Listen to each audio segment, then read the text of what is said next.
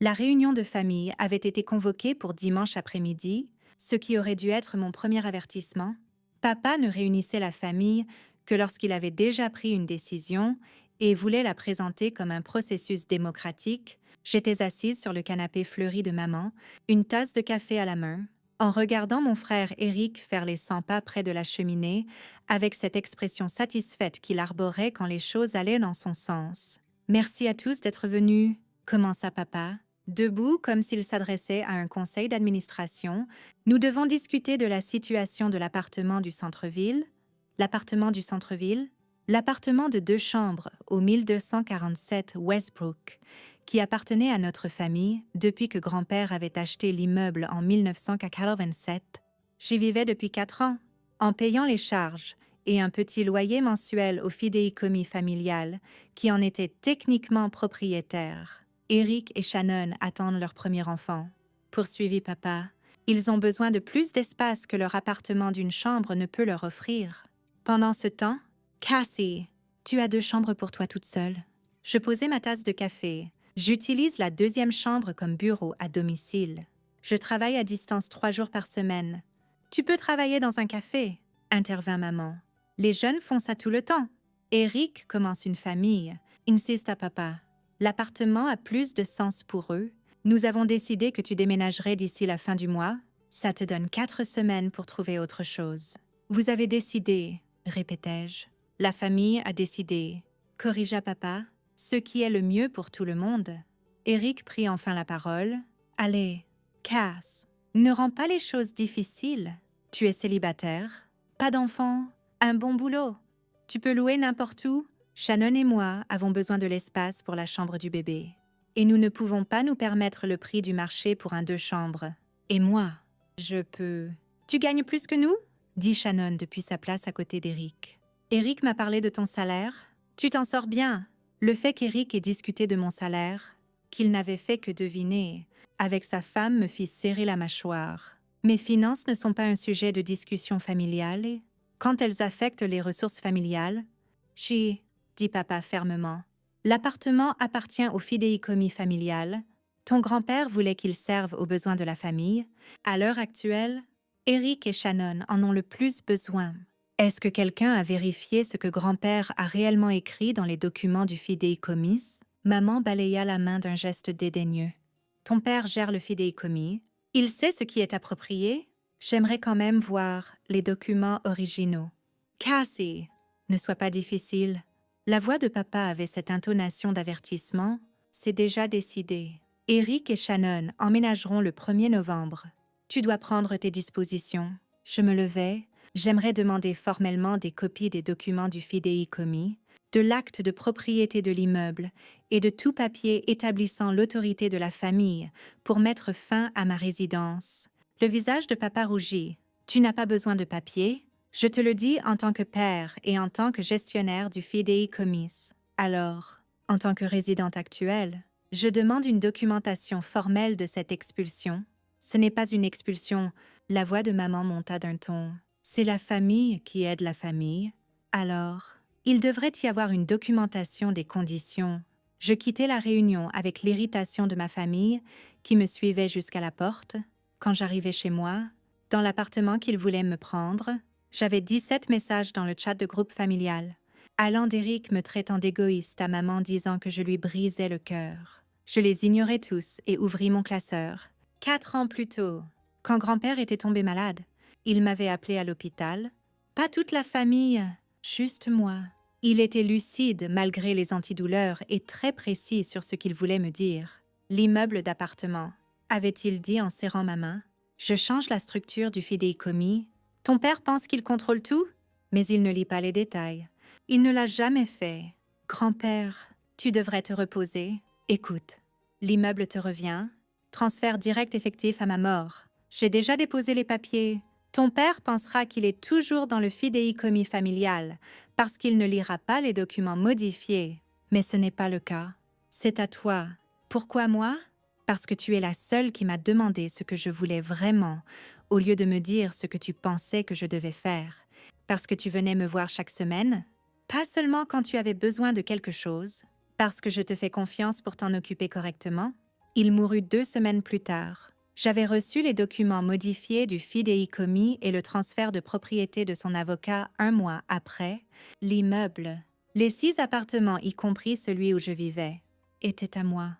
Propriété exclusive, sans implication du fidéicommis familial. Je n'avais jamais dit à ma famille parce que grand-père avait raison. Papa n'avait jamais lu les documents modifiés.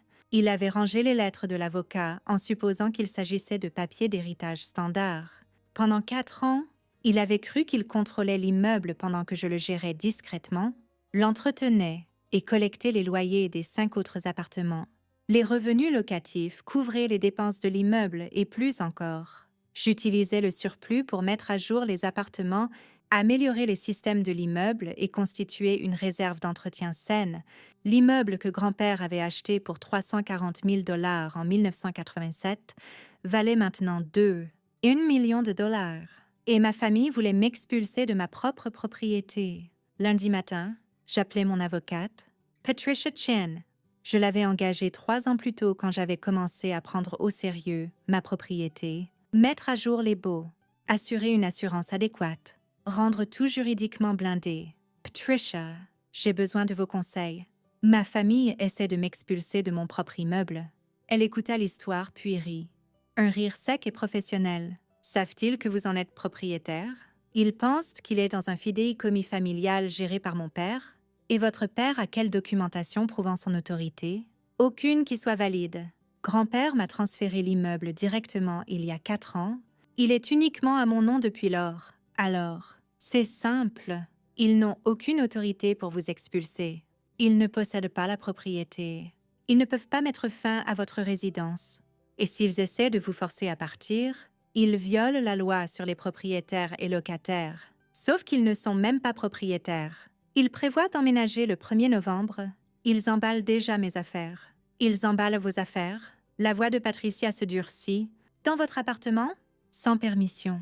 Je ne suis pas rentrée pour vérifier, mais mon frère m'a envoyé un message disant qu'il m'aidait à commencer l'emballage. C'est une entrée illégale et potentiellement un vol. Cassie, j'ai besoin que vous soyez très clair sur ce que vous voulez ici. Voulez-vous éduquer votre famille? Ou voulez-vous établir des limites légales fermes? Je pensais à Eric discutant de mon salaire avec Shannon, à papa prenant des décisions unilatérales et les appelant consensus familial, à maman balayant mes besoins professionnels. À 4 ans de gestion invisible de cet immeuble, pendant qu'ils supposaient tous que papa était aux commandes. Des limites légales fermes, dis-je. Alors, voici ce que nous allons faire. Mercredi après-midi, mon téléphone commença à sonner. Papa, puis Eric, puis maman. Je les laissais aller sur la messagerie. Les messages variaient sur un même thème. Qu'est-ce que cette lettre légale? Pourquoi impliquer des avocats? Comment as-tu pu faire ça à la famille? La lettre que Patricia avait envoyée était directe. Avis que Cassie Morrison était la propriétaire légale exclusive de la propriété au 1247 Westbrook, qu'aucune autre partie n'avait l'autorité pour prendre des décisions d'occupation et que toute tentative de retirer ses biens ou de changer ses serrures serait traitée comme une expulsion illégale et un vol, avec des actions légales appropriées à suivre. Elle avait aussi envoyé une mise en demeure à Eric spécifiquement concernant son entrée non autorisée dans mon appartement. La sécurité de l'immeuble avait confirmé qu'il avait utilisé l'ancienne clé d'urgence de maman pour entrer 3 fois au cours de la semaine passée. Jeudi matin, la réunion de famille fut reconvoquée, cette fois dans le bureau de papa à la maison, avec une ambiance beaucoup moins confiante. « Explique ça », dit papa en faisant glisser la lettre de Patricia sur son bureau. « L'immeuble est à moi. Grand-père me l'a transféré avant de mourir. Je le possède depuis 4 ans. C'est impossible. Le fidéicommis a été modifié. Vous avez reçu les copies des documents modifiés en 2020. Vous ne les avez pas lus? » Le visage de papa passa par plusieurs couleurs. « Ton grand-père ne m'aurait pas écarté comme ça? Il ne t'a pas écarté. Tu as reçu les 3 autres propriétés. L'immeuble commercial du centre-ville, le duplex sur Riverside et le centre commercial à Oakmont. J'ai reçu le 1247 Westbrook. Vérifiez vos documents du fidéicommis. » Je le regardais sortir un dossier, puis un autre. En feuilletant les papiers avec une agitation croissante, maman se tenait derrière lui. lisant par-dessus son épaule. La modification dit: la voix de maman s'éteignit. L'immeuble résidentiel au 1247 Westbrook Avenue est transféré à Cassandra Morrison, effectif immédiatement à la mort de Harold Morrison. Pourquoi ne nous l'as-tu pas dit? Demanda Eric. Grand-père m'a demandé de ne pas le faire. Il a dit que papa ne lirait pas les papiers de toute façon, et il avait raison. Pendant 4 ans, vous avez tous supposé que l'immeuble était dans un fidéicommis familial pendant que je le gérais, l'entretenais, payais toutes les dépenses et collectais les loyers. Les loyers. Papa leva les yeux brusquement. Les 5 autres appartements sont loués. Ils l'ont été tout le temps. C'est comme ça que je paie l'entretien de l'immeuble, les taxes foncières, l'assurance et les améliorations. Tu as collecté de l'argent de la propriété familiale, de ma propriété, corrigeai-je. Mon immeuble, mes revenus locatifs, ma responsabilité. Shannon prit la parole. Mais nous avons besoin de cet appartement? Le bébé? Il y a d'autres appartements de 2 chambres disponibles en ville. Je peux vous fournir une liste de propriétés comparables si vous voulez. Nous ne pouvons pas nous permettre le prix du marché. Ce n'est pas mon problème. Eric frappa du poing sur le bureau. C'est des conneries. Grand-père n'aurait pas voulu ça. Grand-père voulait précisément ça. Il voulait que j'aie cet immeuble. Il l'a mis par écrit, l'a déposé légalement et s'est assuré que je comprenne la responsabilité. Ce qu'il ne voulait pas, c'est qu'il soit traité comme une ressource familiale à redistribuer à volonté. Alors, tu vas tout garder pour toi? La voix de maman était épaissie par les larmes. Je vais continuer à gérer ma propriété comme je l'ai fait. Si vous voulez louer un des autres appartements, vous pouvez soumettre une demande comme n'importe quel locataire. Louer de ma propre fille, dit papa amèrement. Louer du propriétaire qui se trouve être ta fille. Il y a une liste d'attente. Mais je peux passer la famille en tête si vous êtes sérieux. Combien? Demanda Eric. Le prix du marché. Les appartements de 2 chambres dans cet immeuble se louent à 1 400 $ par mois. C'est dingue. C'est le marché. Et honnêtement, c'est en dessous du marché pour le quartier. Je garde mes loyers légèrement plus bas parce que je préfère des locataires stables et à long terme. Papa était encore en train de digérer, son esprit juridique passant en revue les implications. Tu gères cet immeuble depuis 4 ans? Les revenus locatifs. Tu aurais dû les partager avec la famille. Pourquoi? C'est mon immeuble. Je paie toutes les dépenses, gère tout l'entretien, traite tous les problèmes des locataires. Pourquoi partagerais-je les revenus d'une propriété que je possède et que je gère? Parce que nous sommes une famille. Être une famille ne crée pas d'obligations financières. Papa, tu as reçu 3 propriétés en héritage. J'en ai reçu une. Tu ne partages pas les revenus locatifs de tes propriétés avec moi? Il n'avait pas de réponse à ça. Vendredi matin apporta une nouvelle complication. J'arrivais chez moi après une réunion au café pour trouver Eric dans mon appartement. Encore une fois, cette fois avec des cartons. Qu'est-ce que tu fais? Il leva les yeux, défiant. Je t'aide à emballer. Puisque t'étais-tu là-dessus? Shannon et moi avons décidé d'emménager quand même. Tu peux soit partir pacifiquement, soit nous rendrons les choses difficiles. Eric, tu dois partir. Maintenant, ou quoi? Tu vas appeler papa? Il est d'accord avec moi? Non, je vais appeler la police. Tu fais intrusion dans ma résidence privée? Tu ne peux pas me faire arrêter? Je suis ton frère. Je sortis mon téléphone et composai « Bonjour ?» Je dois signaler une intrusion en cours. Mon frère est entré illégalement dans mon appartement et refuse de partir. La confiance d'Eric vacilla. Cassie, ne sois pas ridicule. Le standard confirma que des agents étaient en route. Je restais dans l'encadrement de la porte, bloquant la sortie d'Eric avec les cartons qu'il avait emballés. Quand la police arriva 12 minutes plus tard, Eric essaya d'expliquer que c'était un malentendu familial et que l'appartement était censé être le sien. Les agents regardèrent mon contrat de location, mes documents de propriété de l'immeuble et la lettre de mise en demeure précédente concernant les entrées non autorisées d'Eric. « Monsieur, vous devez quitter les lieux maintenant. Si vous revenez sans la permission explicite de la propriétaire, vous serez arrêté pour intrusion. » Après le départ d'Eric, humilié et furieux, un des agents se tourna vers moi. « Vous devriez envisager une ordonnance de restriction si ça continue. J'espère que ça n'ira pas jusque-là. » Mais je changeais aussi mes serrures cet après-midi-là et notifiais la sécurité de l'immeuble qu'Eric et mes parents n'étaient plus autorisés à accéder à l'immeuble. Le week-end apporta un tourbillon de drames familial, des tantes et des oncles appelaient. Ayant entendu diverses versions de l'histoire, certains me soutenaient. Tante Linda rit franchement et dit que grand-père avait toujours su exactement ce qu'il faisait. D'autres pensaient que j'étais égoïste, gardant tout un immeuble pour moi, pendant que des membres de la famille galéraient. Lundi matin, Patricia appela. Nous avons une situation. Votre père a déposé une pétition pour contester le transfert de propriété.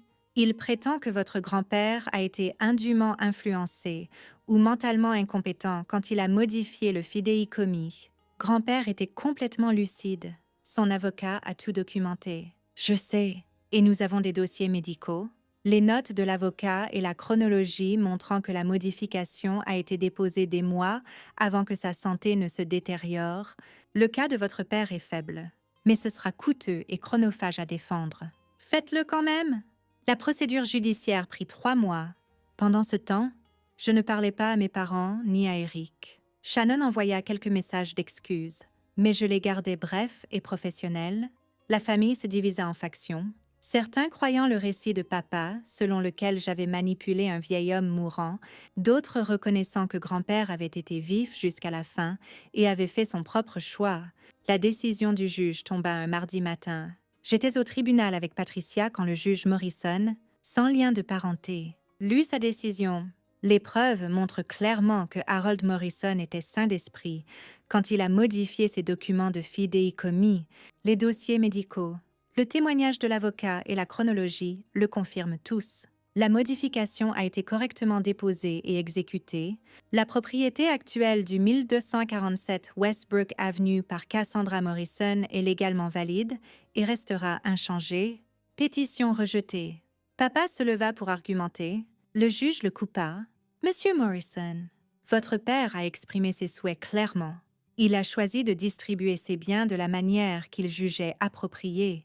Le fait que vous soyez en désaccord avec ces choix ne les invalide pas. Ce tribunal ne renversera pas une décision d'héritage clairement valide, simplement parce qu'elle n'est pas ce que vous attendiez. Devant le palais de justice, papa essaya une dernière fois. Cassie, ça déchire la famille. Non, papa. Ton refus d'accepter la décision de grand-père déchire la famille. Je n'ai pas créé cette situation. Grand-père l'a fait, et il avait ses raisons. Quelle raison? Qu'ai-je fait de si mal? Tu ne lui as jamais demandé ce qu'il voulait. Tu lui as dit ce qu'il devait faire, ce qui avait du sens, ce qui était logique. Tu as géré ses affaires sans le consulter. Tout comme tu as essayé de gérer ma situation de logement sans me consulter, j'essayais de faire ce qui est le mieux pour tout le monde. Tu essayais de contrôler les résultats. Grand-père voulait quelqu'un qui écouterait, pas quelqu'un qui dictait. C'est pourquoi il m'a choisi la semaine suivante. Eric et Shannon trouvèrent un autre appartement, plus petit que le mien, plus éloigné du centre-ville, mais le leur. Maman recommença lentement à me parler. Bien que les conversations soient tendues, papa resta en colère, convaincu que j'avais volé son héritage malgré la décision claire du tribunal, mais l'immeuble resta le mien. Je continuais à le gérer, en gardant les appartements bien entretenus, les locataires satisfaits et la propriété en valorisation.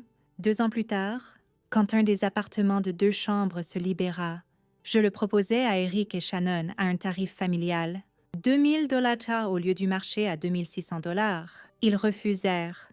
Trop fiers pour louer de moi, c'était leur choix. Tout comme garder mon immeuble était le mien.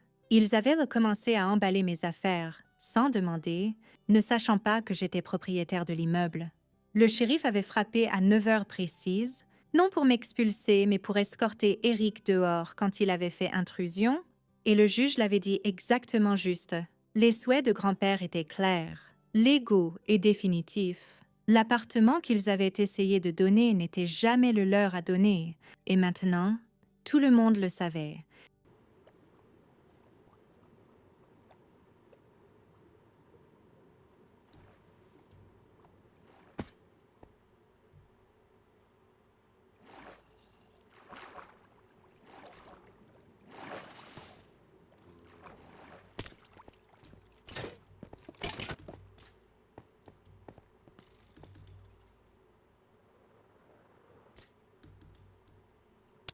I'm gonna die. Hold on.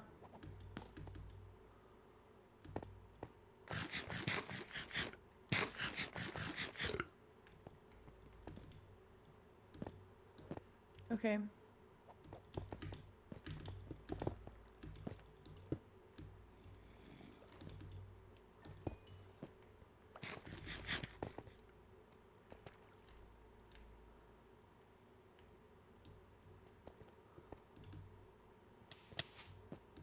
Of course. Of course.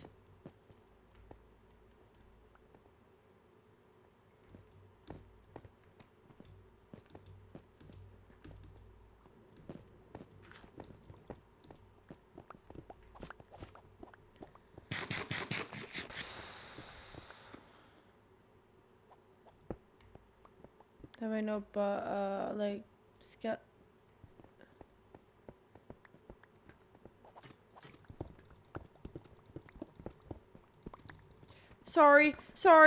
Sorry. Ah!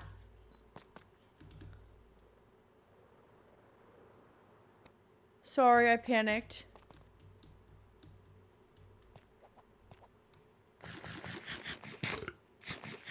Oh my god, why are y'all so aggressive?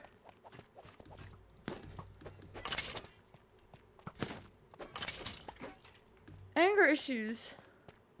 On 100. I saw it. I flew out of it.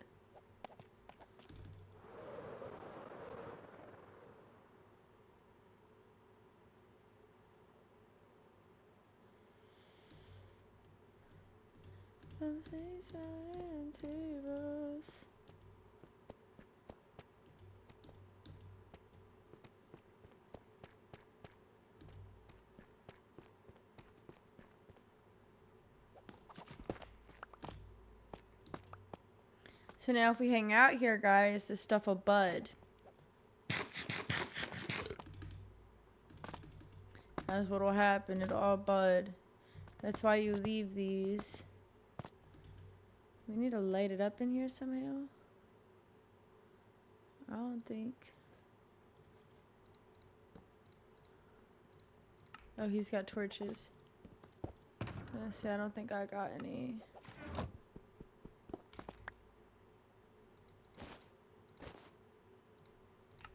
Okay. The see, they're already growing. Or maybe they were already there, I don't know. But yeah, guys, I'm just trying to get some more amethyst shards because there's a lot of builds that I want these on. So I'm trying to get this going. I did kind of want to explore the cave a little. Maybe Scorpion can hang out there for a second. I just want to, like, check it out. Like, this all is chilling, normal. What the hell? What the hell? What the hell? What the hell? What the hell? What the hell? What the hell? What the hell? What the hell? What the hell? What the hell? What the hell? What the hell? What the hell? What the fuck? What the fuck? Yeah, drop a bed. Drop a bed, please. Put it somewhere for me, because right now I'm not making it.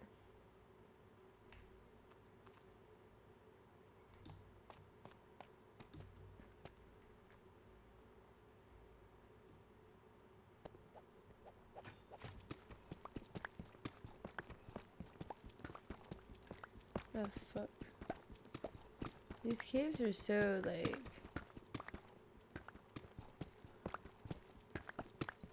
If you really need it, yeah.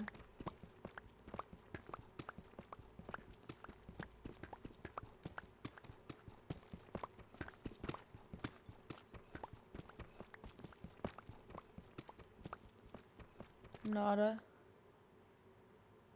Yeah, that's awesome that you can defeat the Ender Dragon on day 1.